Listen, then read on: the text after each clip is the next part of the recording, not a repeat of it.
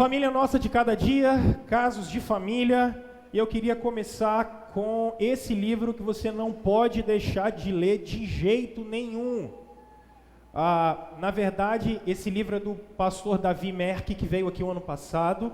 Você precisa necessariamente anotar aí, livros que eu preciso ler antes de morrer. Esse, fantástico, e muito do que eu vou falar aqui hoje está nesse livro. É sobre o namoro e o noivado que Deus sempre quis. Fantástico, você não pode deixar de ler esse livro, tá bom? Por quê? Porque o Davi e o Alexandre, quando escrevem esse livro, eles escrevem aquilo para mim e para você. As duas decisões mais importantes que alguém precisa tomar na vida. A primeira decisão que você precisa tomar na sua vida, e muito importante, é essa: para onde você vai? Para onde eu estou indo? Se eu estou na vida e estou caminhando, aonde eu vou chegar?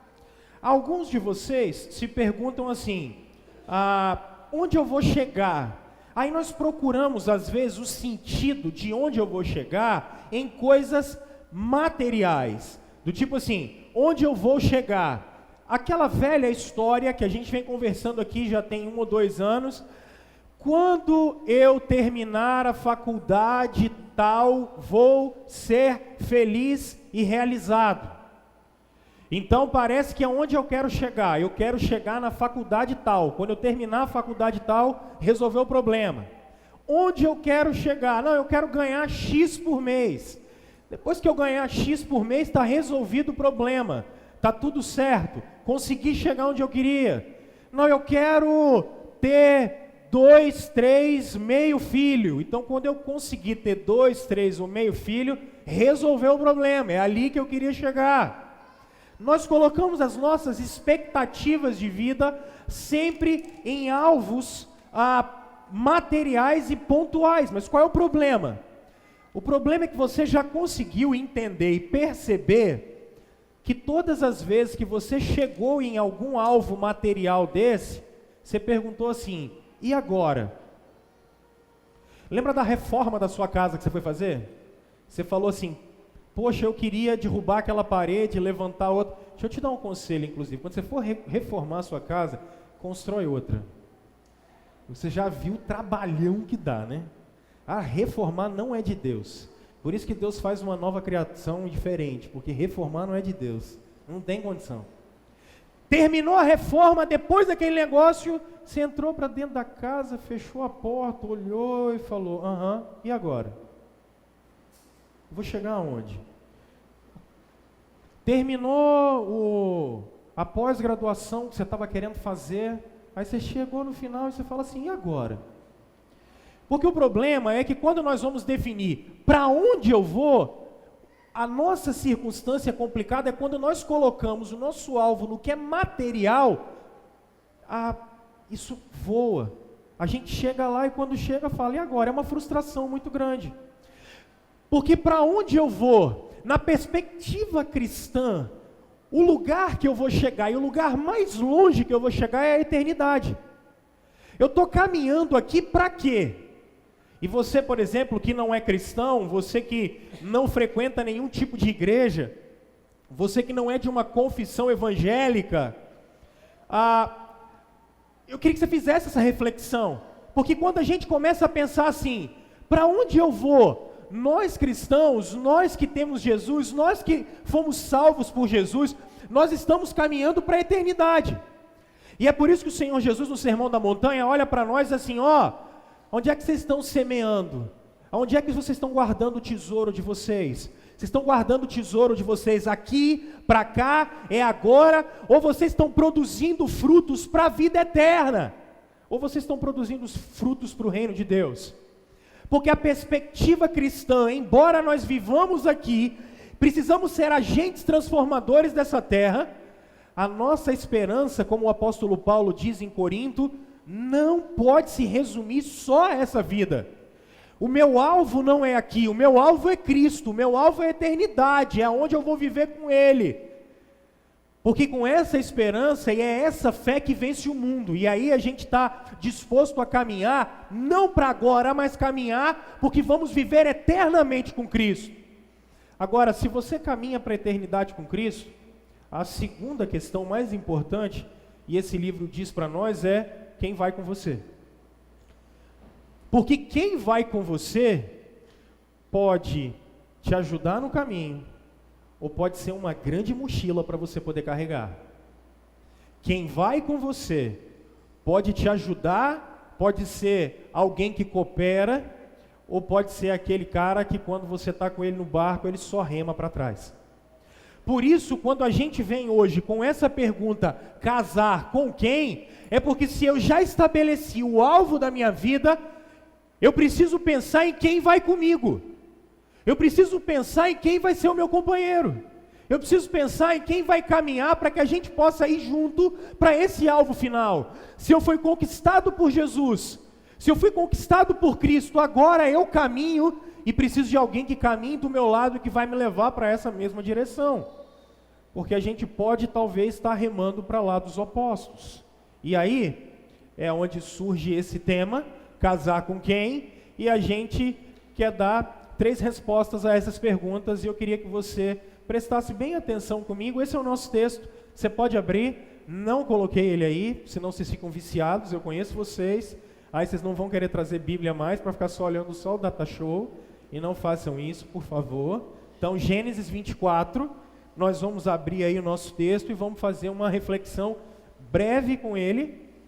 Gênesis capítulo 24, a partir do verso 1, eu vou ler esses versos iniciais aqui com vocês. Olha só. Era Abraão já idoso, bem avançado em anos, e o Senhor em tudo o havia abençoado. Disse Abraão ao seu mais antigo servo da casa, que governava tudo o que possuía: põe a mão por baixo da minha coxa, para que eu te faça jurar pelo Senhor, Deus do céu e da terra, que não tomarás esposa para o meu filho das filhas dos cananeus, entre os quais eu habito. Mas irás à minha parentela, e daí tomarás esposa para Isaque, o meu filho. Disse-lhe o servo: talvez não queira a mulher seguir-me para essa terra. Nesse caso, levarei teu filho à terra de onde saíste?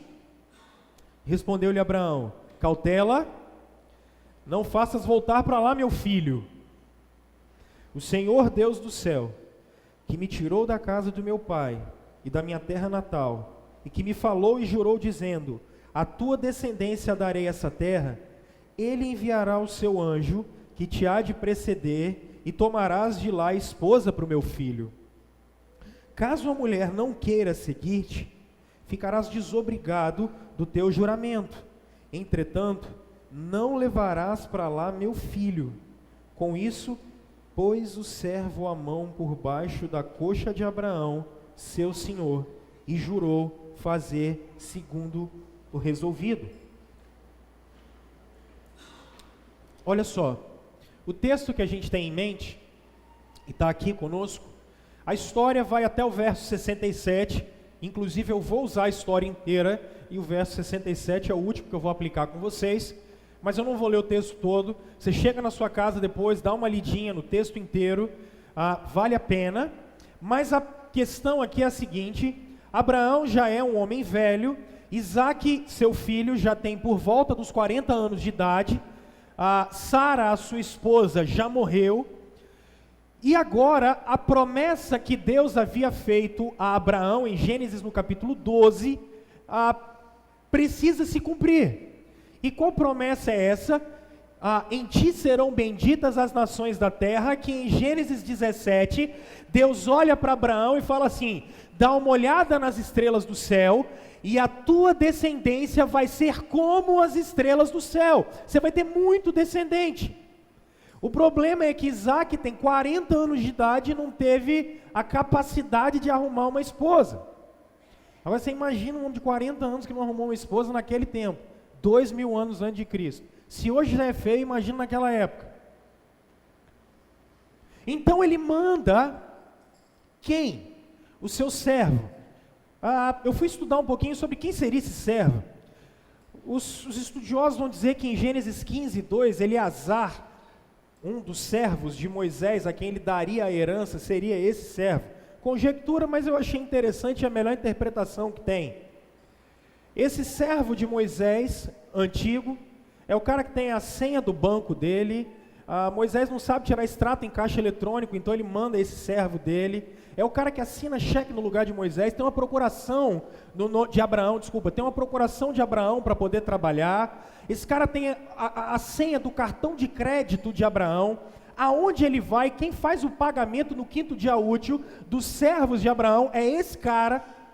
Quem é o cara que normalmente paga o pessoal, a turma que trabalha dentro da casa de Abraão? Esse servo.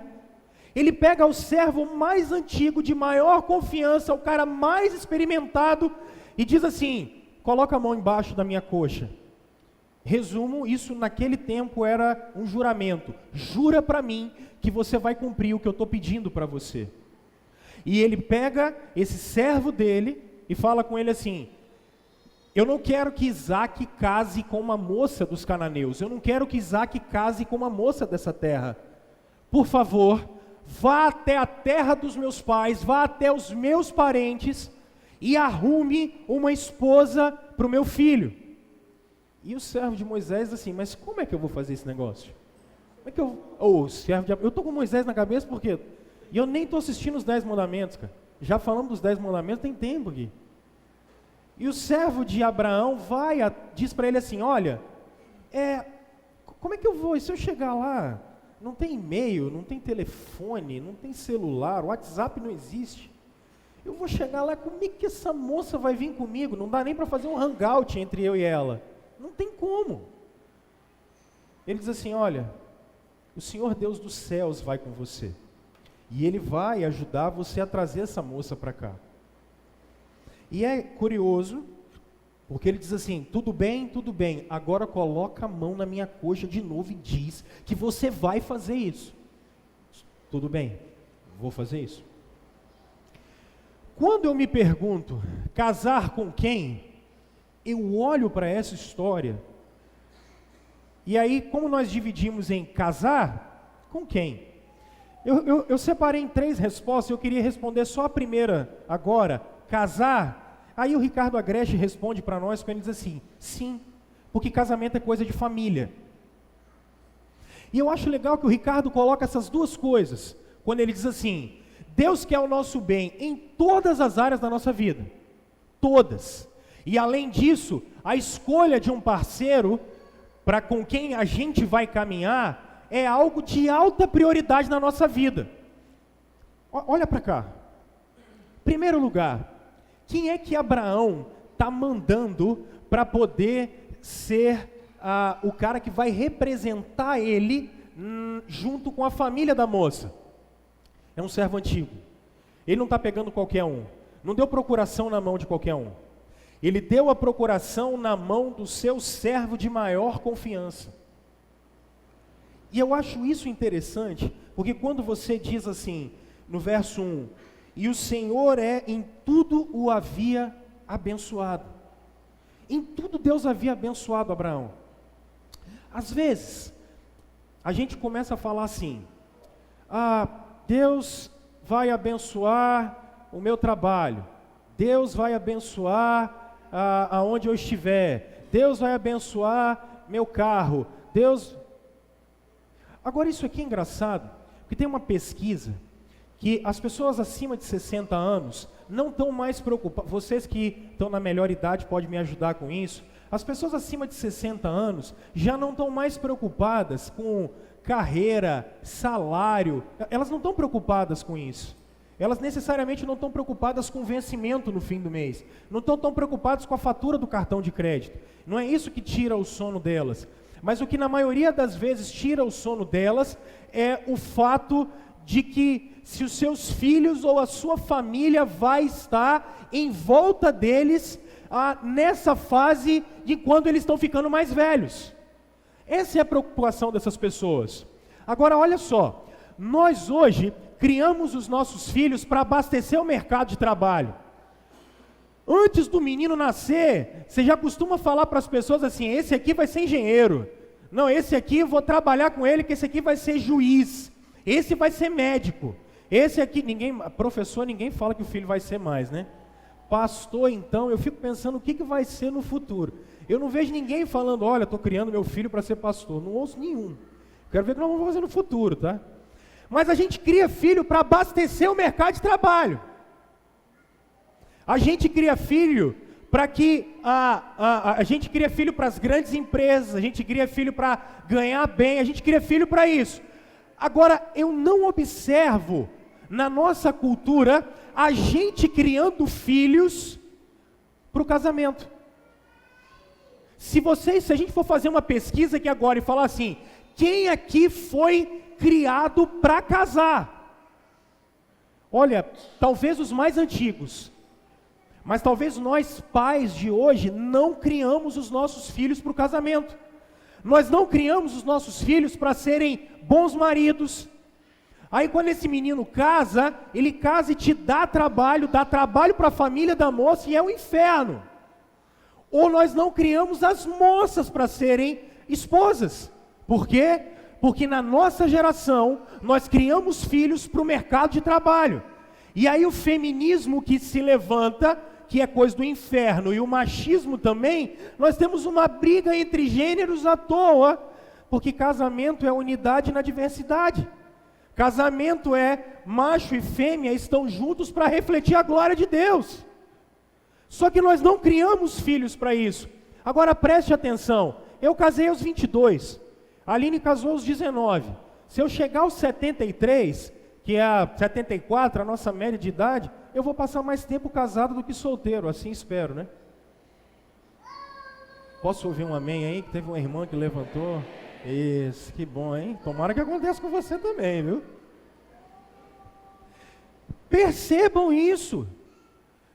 Nós vamos passar a maior parte da nossa vida casados. Mas nós não preparamos os nossos filhos para o casamento. Nós não preparamos as gerações para serem aquilo para o qual fomos criados para ser. Porque ninguém foi criado para ficar sozinho. Não é bom que o homem esteja só. Nós temos em nós mesmos o desejo disso. Porque o Criador nos preparou para isso. Porque o Criador nos fez para isso. Por isso que você que hoje está na fase do pós-casado, porque é viúvo, ou porque se separou, ou alguma coisa assim, você sabe a necessidade que a gente tem de um par. A necessidade que a gente tem de um cônjuge.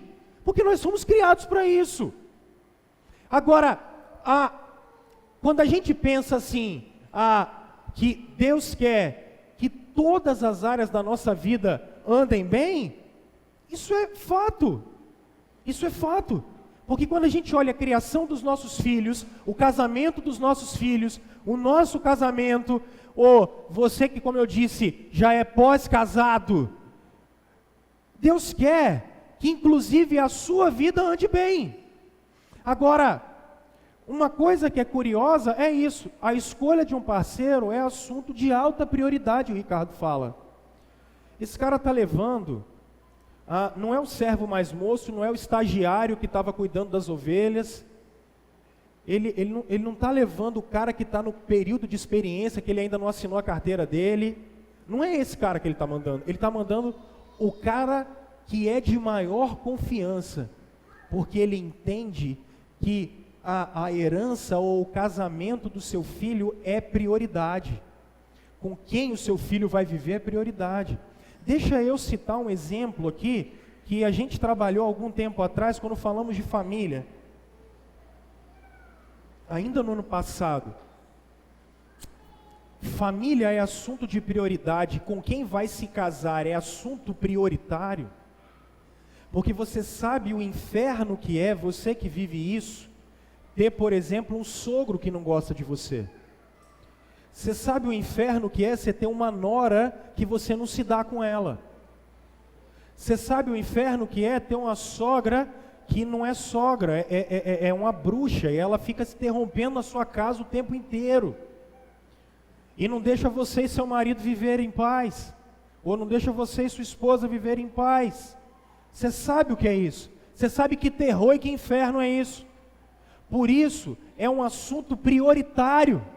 Quando a gente para hoje para falar assim, olha, eu vou casar com quem? Ou com quem que meus filhos vão casar? Isso é assunto prioritário. Abraão está mandando o que ele tem de melhor para cuidar da família dele, para cuidar da herança dele. E é aqui que eu queria chegar. Porque a gente pergunta assim, eu vou casar com quem? Cara, eu vou usar essa expressão, vou explicar, aqui é onde a gente vai gastar mais tempo, tá? Com quem tem o mesmo jugo que você. Com quem eu caso? Com quem tem o mesmo jugo que você. Aqui, isso aqui é um jugo romano. Eu fui pesquisar, ficava, um escravo ficava aqui, outro aqui, ou às vezes era o boi mesmo. Jugo é exatamente isso, tá vendo? Hoje não tem isso que a gente usa trator, né? Mas jugo era esse negócio, tá vendo? Ele precisa ficar equilibrado. Para os bois, quando forem arar a terra, não ficar um negócio assim, ó. Olha o verso 3 na sua Bíblia, por favor. Ele diz, coloque a mão por baixo da minha coxa, para que eu te faça jurar pelo Senhor, Deus dos céus e da terra, que não tomarás esposa para o meu filho das filhas dos cananeus. Cananeus, Rômulo, cananeus. Qual é o problema aqui? Vamos lá. Primeiro, em Gênesis 12, acompanha isso aí, porque às vezes eu fico olhando livro de família, eu fico olhando livro de educação de família, nunca vejo esse assunto. Isso é a gênese da reforma, é o que deu liga para a doutrina reformada, e eu não vejo isso. Presta atenção, pacto. Deus chamou Abraão para formar o seu povo. Gênesis 12, Deus olhou para Abraão e falou, sai da tua terra, sai do meio dos seus parentes, vai para uma terra que eu estou mandando você ir. Quem morava nessa terra? Os cananeus, os descendentes de Canaã, filho de Noé. Os cananeus moravam nessa terra.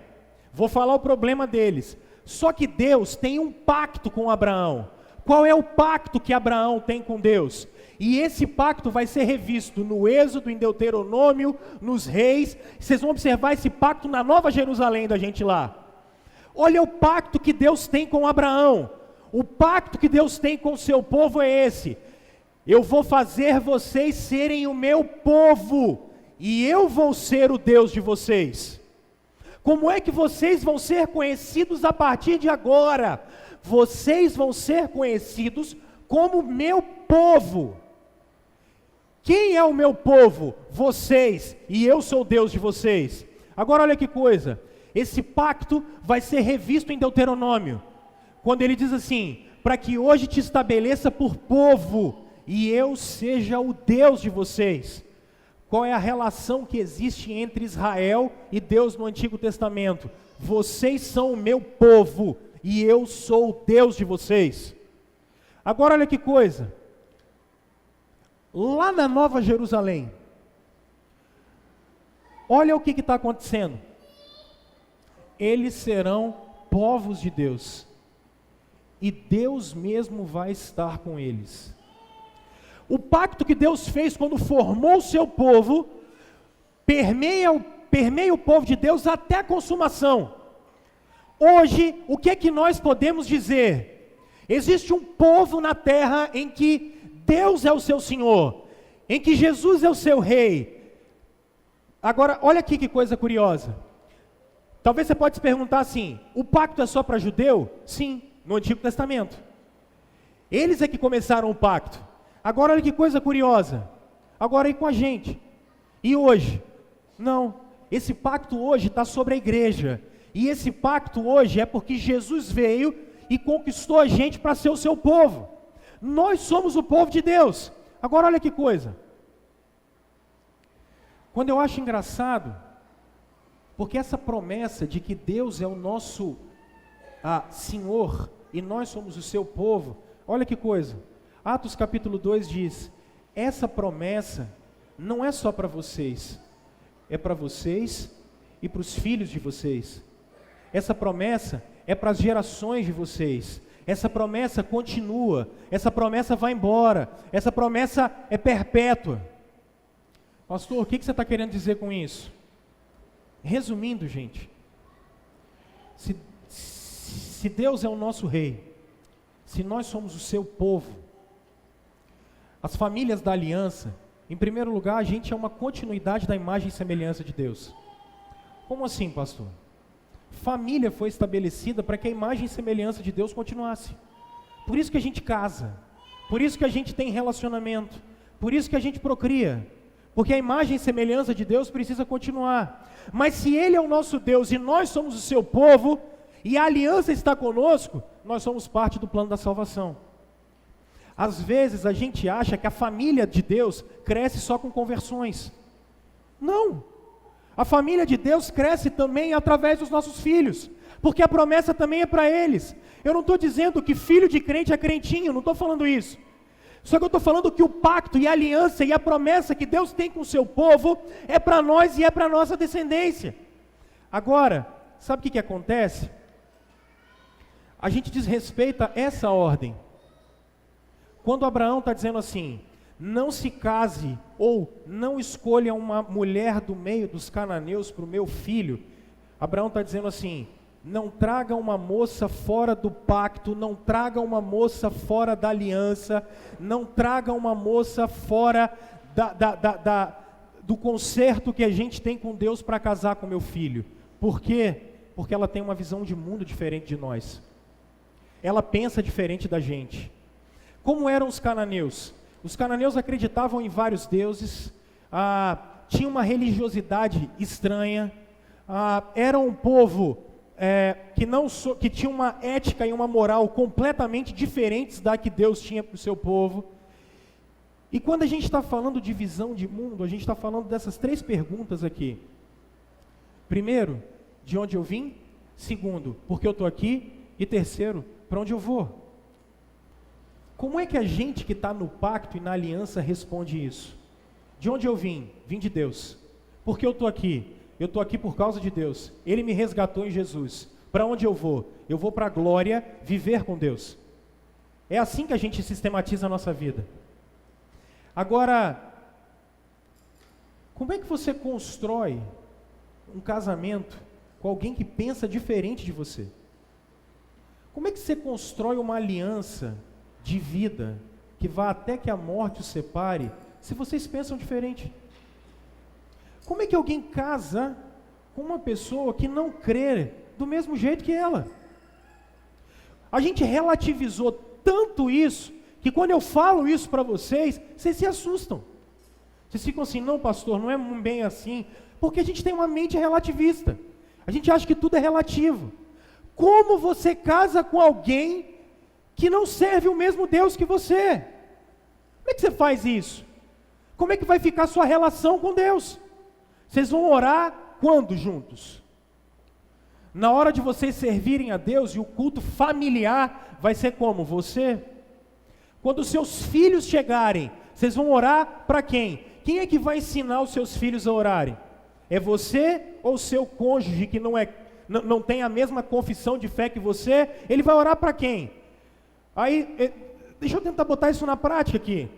Tem uma moça da igreja e ela vai e casa com um budista. Como é que você vai fazer isso? Casa com um ateu. Como é que esse negócio vai funcionar?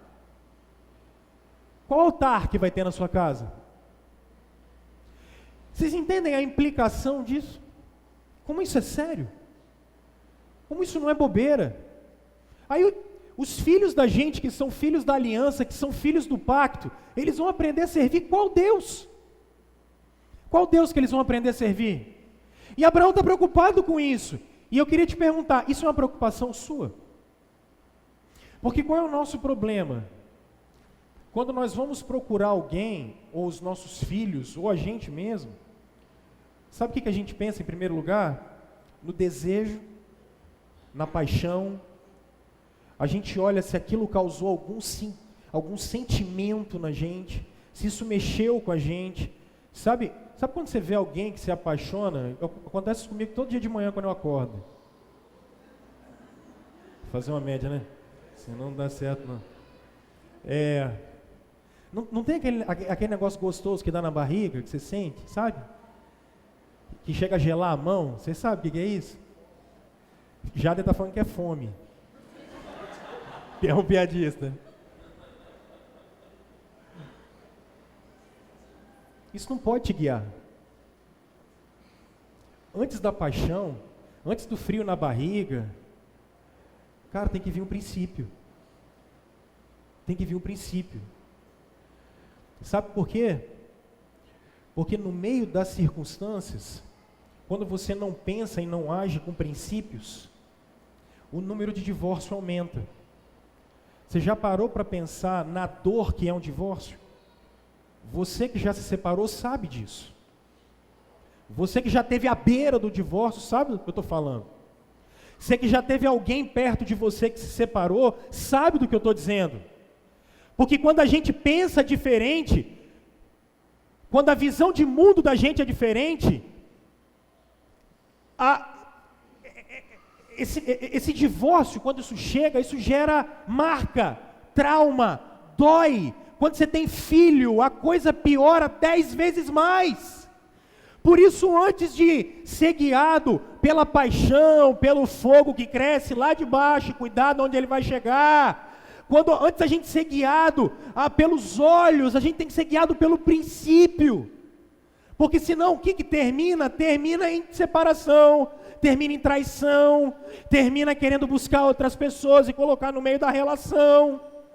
Por isso, com quem eu vou casar, eu preciso prestar atenção. O julgo tem que ser igual.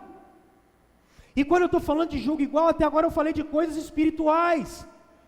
Agora, alguns escritores reformados têm trabalhado o julgo de uma outra perspectiva. Deixa eu te dizer uma coisa. Quando você vai casar com alguém, preste atenção na vocação da vida dessa pessoa. Não adianta você querer casar com um plantonista se você tem medo de dormir à noite sozinho. Vai dar problema. Você vai dormir, seu marido não vai estar em casa. Se ele não estiver em casa, como é que você vai... Que relação é essa? Se você não consegue aguentar a barra, vai ser casado com um jogador de futebol, mas não gosta que o marido viaje. Vai casar com um caminhoneiro, se você quer que seu marido fique com você 24 horas por dia. Não dá, irmão. Não dá. Por isso tem que pensar em todas as áreas. Qual é a sua vocação? E aí, olha para mim, a última vez que eu falei, vocês ficaram assustados. Você está vendo que você está numa situação dessa. Seu filho está numa furada dessa. Sai fora agora. Sai fora logo, porque eu não quero, se precisar eu vou, mas eu não quero ter que ir na sua casa resolver problema de divórcio seu depois. Se precisar eu vou, não tem problema, eu estou aqui para isso. Não vou mandar nenhum servo meu principal não, eu vou mesmo. Mas cuidado, cara, cuidado, porque o princípio está dado. Siga. Ah não, mas eu amo, pastor. Ama, filho, ama. Você vai ver o que o amor vai virar depois. Sabe por quê? Olha o que o Paulo diz para nós. Ele diz assim, olha, não vos ponhais em julgo desigual como os incrédulos. Porquanto, que sociedade pode haver entre a justiça e a iniquidade? Ou que comunhão da luz com as trevas? Que harmonia entre Cristo e o maligno? Ou que união do crente com o incrédulo? Prestem atenção, qual é o princípio? O princípio é a mesma visão de mundo que eu. Siga isso, irmão. Siga isso. Eduque seus filhos nesse caminho. Vai casar com quem? Com quem tem o mesmo julgo que você. Agora eu já sei, já me preparei, estudei para pregar, porque vocês vão perguntar essas duas coisas que eu já sabia. Primeiro, quem me garante que ele ou ela vai continuar crente por toda a vida? Não é isso que vocês estão pensando aí? E a segunda é, pastor, ele ou ela não pode mudar? Eu vou responder você categoricamente, com educação. Não tenta Deus, não. Não tenta Deus. Não tente a Deus. Se você sabe qual é o princípio, não tente a Deus. Obedeça. Leia o livro do Davi.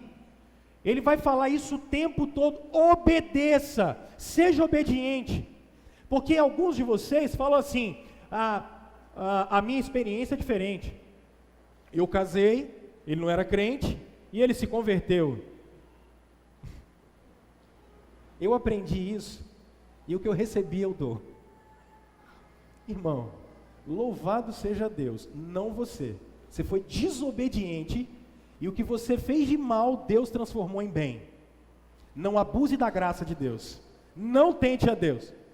Eu não louvo a sua atitude, porque você errou, você foi contra o princípio, e quando você foi contra o princípio, Deus transformou isso em bem. Então não tente a Deus, você está errado. Ainda que a sua experiência prove ao contrário, eu faço teologia com a Bíblia, não com a sua experiência. Eu não tento a Deus. Mas pastor, no meu caso, ele ou ela desviaram. Irmão, eu não tenho bola de cristal nem você. Deus tem os seus princípios. Você foi obediente. Desde que Ele honra a sua vida. Seja fiel. Continue fiel. Continue fiel ao Senhor. Você foi obediente. Você foi guiado pelas circunstâncias. Você tomou a decisão coerente segundo os princípios. Ok? Agora espere e confie no Senhor. O resto já não é para nós. Por isso, eu queria só deixar esses 3 exemplos para vocês. Israel pecou exatamente nessa circunstância. Como? Primeiro, a ordem que foi dada, olha lá, guarda o que eu te ordeno hoje, eis que eu vou lançar vocês fora da presença dos amorreus, olha eles de novo aí, ó, dos cananeus, dos heteus, dos ferezeus, dos heveus, dos jebuseus. Aí ele está dizendo, olha, não faça aliança com esses caras. Agora eu queria chegar aqui. Olha o verso 16. Para que vocês não tomem mulheres das suas filhas para os seus filhos, e suas filhas, prostituindo-se com seus deuses, façam com que também os seus filhos se prostituam com os deuses deles. Deus disse, se vocês se misturarem com essa gente, daqui a pouco vocês estão adorando os deuses deles e me esqueceram. Isso aconteceu. Salomão, 500 anos depois, caiu nessa falácia. 1 de Reis 11:10. E olha o que aconteceu. Além da filha de Faraó, amou Salomão muitas mulheres, moabitas, amonitas, edomitas, sidônias, etéias, mulheres das nações que havia o Senhor dito aos filhos de Israel, o quê? Nem casem elas convosco. Você sabe o que aconteceu com Salomão? O texto continua dizendo, Salomão tinha mulher para encardir, e no fim das contas, ele se prostituiu, e ele abandonou a Deus. Ele abandonou o Deus que tinha levado ele ao trono, ele foi para longe do seu Deus. E aqui, ainda bem que não tem criança aqui, porque para mim a pior é essa, Neemias, 500 anos depois de Salomão, o povo já tinha sido exilado. Olha o que aconteceu. Vi também naqueles dias, eles estão voltando para a terra, que haviam casado com mulheres, o quê? Amonitas e Moab, não eram mulheres do pacto, não eram mulheres da aliança. Seus filhos falavam meio asdodita e não sabiam falar judaico, mas a língua do seu respectivo povo. Agora, olha o que Neemias fez. Contendi com eles, amaldiçoei eles, espanquei alguns deles, e lhes arranquei os cabelos e os conjurei por Deus, dizendo, não darei mais vossas filhas e seus filhos, e não tomarei mais suas filhas, nem para os vossos filhos, nem para vós mesmos. Porque nisso pecou Salomão. E quando Salomão pecou, o reino todo foi dividido por causa do seu pecado. Olha a seriedade disso na vida da gente hoje. Olha a seriedade com quem você vai casar, com quem seus filhos vão casar. Nós somos o povo do pacto. Nós somos o povo da aliança. Ele é o nosso Deus. Nós somos o seu povo. E a gente precisa cuidar para que a gente não se prostitua em nome dessas alianças, gente. Se você está numa roubada dessa, você está vendo que filho seu está entrando numa roubada dessa, meu irmão e minha irmã, saia disso hoje. Saia disso hoje. É melhor obedecer a Deus do que seguir suas paixões. Obedeça ao Senhor. Conte com a providência de Deus. Conte com a realização que Jesus pode fazer. Mas não seja desobediente. Siga o princípio e pronto. Vamos ser bíblicos. Se a Bíblia é nossa regra de fé e prática, siga ela à risca e ponto. Mas eu termino. A gente trabalhou esse verbo aqui. Olha o verso 67 do texto que a gente leu. Isaac conduziu até a tenda de Sara, porque depois Isaac teve um encontro com ela, ela veio para a terra, Rebeca veio, e Isaac se encontrou com ela, e essa lhe foi por mulher. Agora eu acho isso interessante. Isaac amou Rebeca, e foi Isaac consolado depois da morte de sua mãe. É curioso porque esse amar de Isaac é aquele verbo que a gente estudou aqui, quando falamos do não adulterarás, é o verbo ahavá. Porque lembra que o Rob Bell, no tempo que era vivo teologicamente, porque hoje não ouçam nada do Rob Bell, que não vale a pena, mas nessa época valia. O Rob Bell trabalha no Antigo Testamento os 3 verbos amar dentro do casamento. E o primeiro é raiá. E a gente estudou esse verbo aqui quando nós falamos que é um amor amigo e companheiro. É o coração do relacionamento. É quando a gente começa a se conhecer. Agora, ahavá é afeto. Lembrem-se quando nós conversamos sobre ahavá. Ahavá é aquela vontade de ir no cinema o tempo todo, de mandar florzinha no WhatsApp o tempo inteiro. É quando você chega em casa, deixou a namorada em casa, você chega na sua casa, você já quer ligar para ela de volta. Quem dera se no casamento fosse assim, né? Essa é a ideia do ahavá. É querer estar perto, é querer estar junto o tempo todo. E dode é a ideia do amor-prazer, intimidade, sexo, é o que consuma o casamento. Dode é o que consuma raiá e ahavá. Agora, o que eu queria chamar a sua atenção é isso. A nossa relação hoje é a seguinte: a gente faz sexo para depois casar. A gente tem intimidade para casar depois. A gente se relaciona sexualmente para depois tentar ter compromisso, se quiser ter. E a realidade bíblica é diferente. Porque o que mantém o casamento, na verdade o que sela ele, é sexo. Só que o que mantém casamento é ahavá. O que mantém relação? Ahavá. É a vontade de estar perto, é a cumplicidade, é a vontade de estar junto, é a vontade de ficar perto. Por isso, com quem eu vou casar? Eu vou casar com quem vai ser o meu companheiro pela vida inteira. Se você está vendo que o cara ou a moça, ou seja quem for, é egoísta demais, meu irmão, sai fora. Bonhoeffer dizia que você deve se casar com quem você vai conseguir manter uma boa conversa pelo resto da sua vida. Porque o que vai sobrar, ahavá. Porque o que vai sobrar cumplicidade. O que vai sobrar, companheirismo. O que vai sobrar, a gente andando perto. O que vai sobrar, o socorro em toda ocasião. O que vai sobrar, a amizade que o casal tem. Com quem é que eu vou casar? Eu vou casar com quem vai ser meu companheiro. E é essa a realidade da vida de Isaac. Isaac, quando recebe a sua esposa, ele tem uma companheira para o resto da sua vida. Meu irmão, não escolha parceiro pelos olhos. Não escolha parceiro pelos olhos, mas pelo conjunto da obra. Preste atenção nisso. Primeiro princípio, primeiros princípios, depois dos princípios, o prazer. Não escolha parceiro pelos seus olhos. Eu termino, porque talvez você fale assim, pastor, o que eu faço com isso? Primeiro princípios, depois paixão. Primeiro obediência, depois paixão. Primeiro eu obedeço a Deus. Primeiro eu ando com Jesus. Primeiro eu ando de maneira digna daquilo para o qual Ele me conquistou.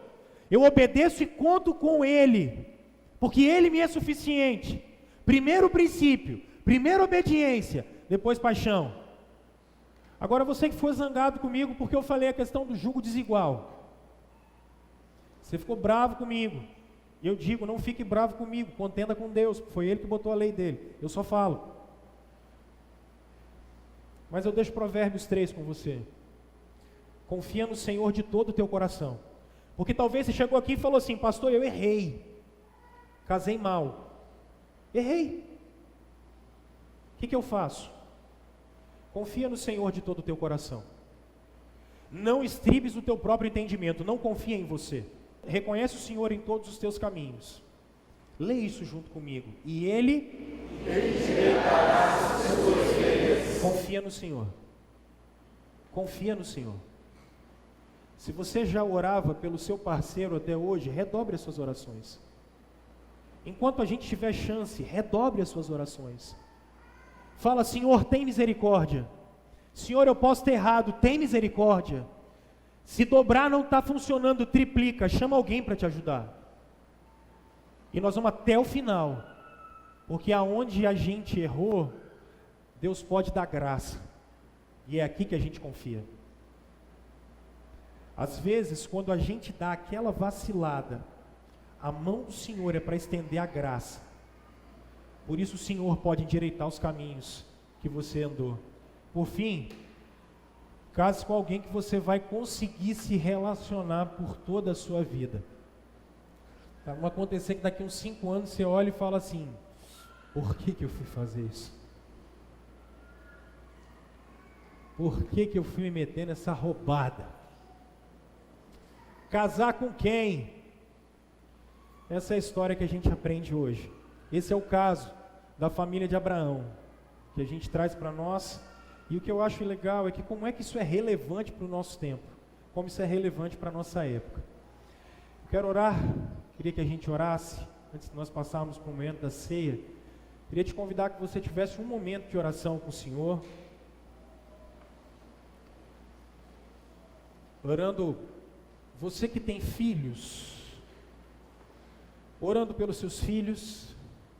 Casar com quem? Deus, ajuda a minha família a definir isso. Nós somos a família do pacto, nós somos a família da aliança. Vamos pedir a Deus, vamos pedir ao Senhor que nos dê graça. Você que por alguma razão não é casado mais, se você é viúva, teve algum problema de relacionamento, está divorciado, foi abandonado,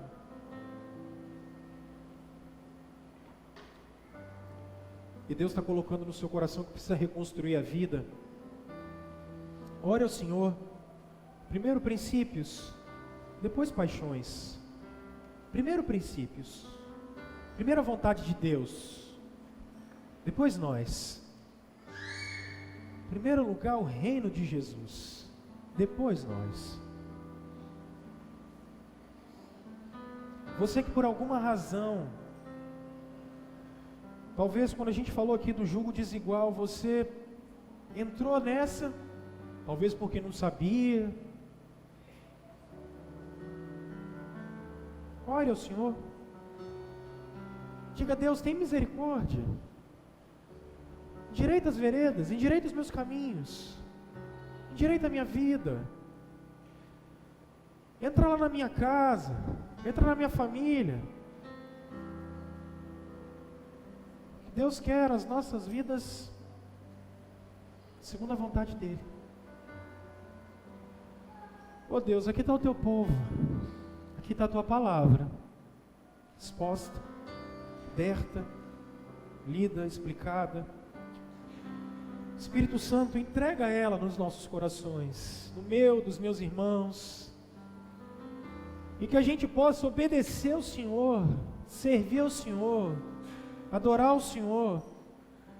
Obrigado porque Jesus nos resgatou, e nós somos o Teu povo, e o Senhor é o nosso Deus, o Senhor é o nosso Deus, e nós hoje nos rendemos ao Senhor, entregando as nossas famílias, entregando os casamentos e futuros casamentos dos nossos filhos, entregando os casamentos que hoje aqui estão, entregando aqueles que ainda vão acontecer, que sejam casamentos do pacto, que sejam casamentos selados com Cristo Jesus, com Ele como único e suficiente Salvador. Ó Deus, que a Tua igreja te obedeça, que a Tua igreja ande segundo os teus mandamentos, que a tua igreja ande segundo os seus estatutos, que a tua igreja te adore, que a tua igreja te celebre, que a tua igreja viva de maneira digna para a qual aquilo foi conquistada. Direito às nossas famílias, Deus. Por favor, que nesse momento a gente tenha famílias funcionais, famílias segundo a palavra do Senhor nos manda, segundo a palavra do Senhor nos diz. Vem sobre nós. Que esse seja um mês, Deus, em que o Senhor resgata a família e famílias aqui nessa igreja. Que seja um tempo de reflexão e que seja um tempo de adoração, em nome de Jesus. Amém? E amém, amém, amém.